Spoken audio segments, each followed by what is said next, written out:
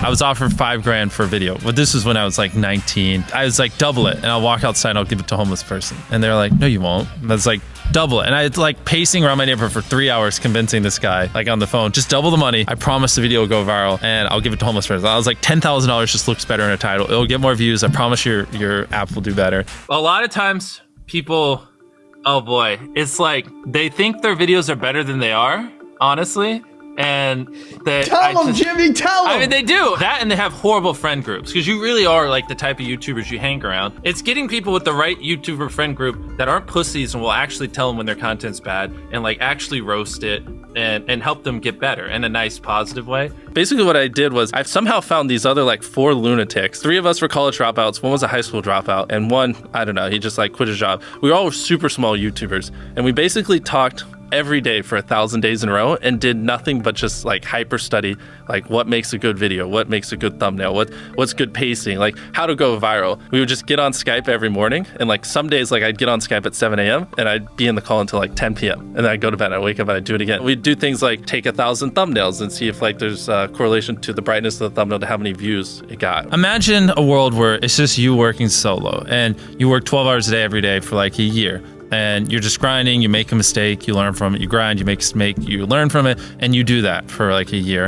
And then imagine a different world where you have 4 friends who are also equally grinding in something similar. Friend number 1 makes a mistake on Friday, he teaches the other 4 people. Friend number 2 makes a mistake the next week, teaches everyone. And then like you're all learning from each other's mistakes. You're all constantly studying 24/7 and downloading each other.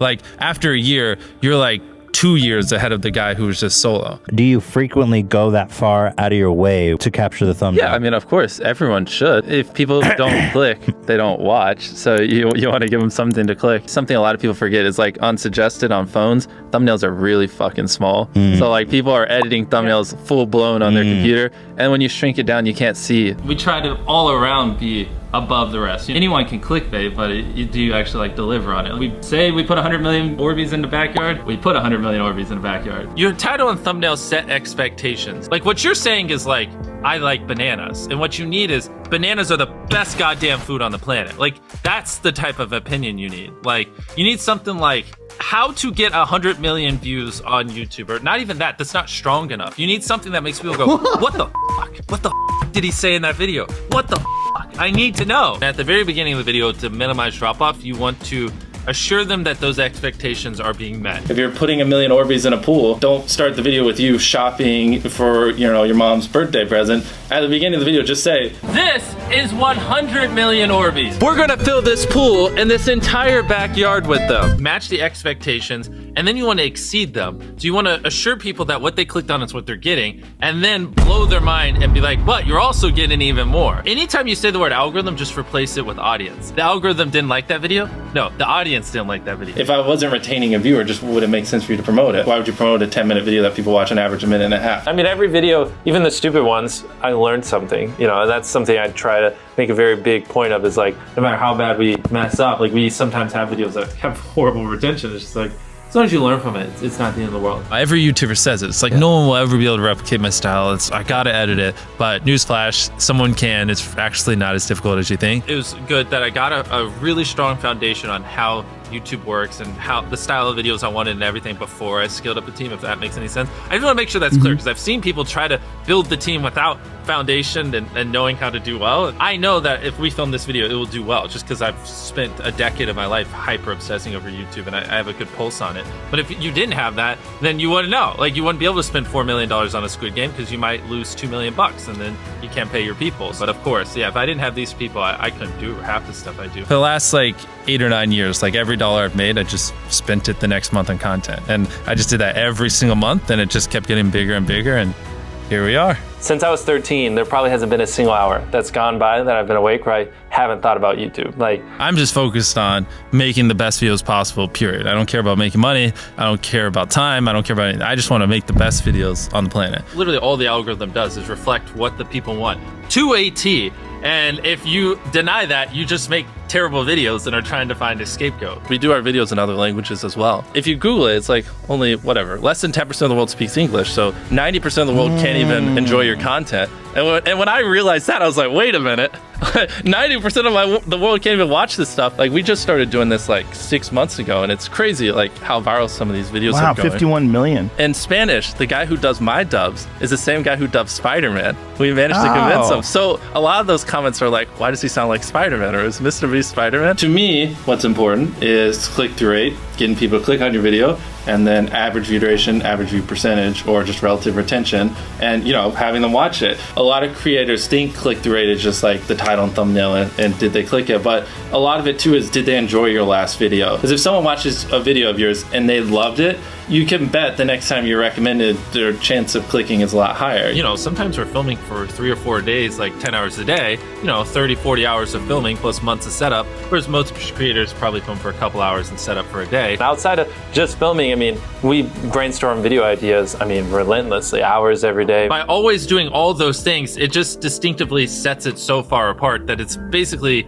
in my head, it's like, why would you not watch it? Viewers aren't stupid. They can tell when you know, half ASS, I don't know if I'm allowed to curse, a video, or if you like really put in effort. And like, if they can tell you're putting in a lot of effort, they're gonna be more likely to click on future videos. And that snowballs. And because once you build that trust, they get to a point where it doesn't matter what you upload. They just know it's high effort and they just know it's great. And they're just conditioned just to watch because you have a good track record. And so with filming, it's just like trying to make sure we're doing everything we can, no matter how expensive it is, no matter how much time it takes, to make the best video possible. A lot of people, if they gave away 100 grand, they would make a huge deal about it. But we're, you know, sometimes we're just like, yeah, here's 100 grand. Like, thanks for watching, bye. Doing it that way makes it more fun and just more interesting. So I like to keep a little bit of it mysterious because I think that's what people enjoy. A lot of people aren't willing to put in 10 hours days because they don't like what they're doing. So it's finding what they enjoy, because it is like a long grind. Like, you're doing the for years, not months. So if you don't enjoy it, then you're gonna burn out. I just had the blessing of finding what I loved at a young age. So like, because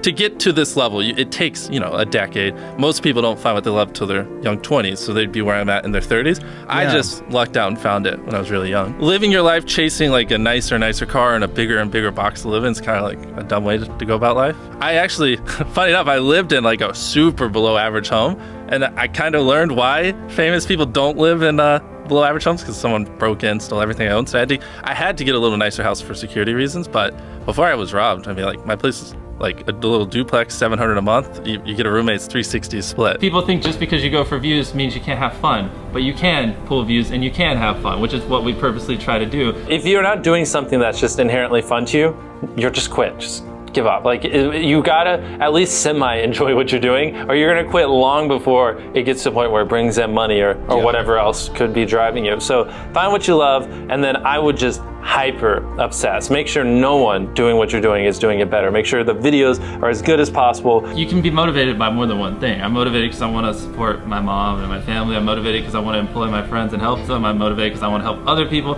I'm motivated because I want to be a YouTuber. I mean, I feel like that's another misconception. You can have lots of things that drive you. You know? Absolutely. Yeah. Absolutely. So I mean, like, there's just tons of stuff that drive me. And everything drives me to wanting to be a YouTuber, so I kind of obsess over it. For the people that are willing to be coachable, I would say, like, just education. Like, there is a lot of misinformation out there that, like, people like live and breathe by, like the weirdest stuff. I gotta upload at midnight on Wednesdays or my videos don't do well. It's like just dumb stuff like that just, they don't realize how badly they're like handicapping themselves. Some minor tips I could give is like, if somehow you could have a payoff at the end, then more people are gonna watch to the end just to see what happened. Whichever one of these 456 people survives the longest wins 456 grand.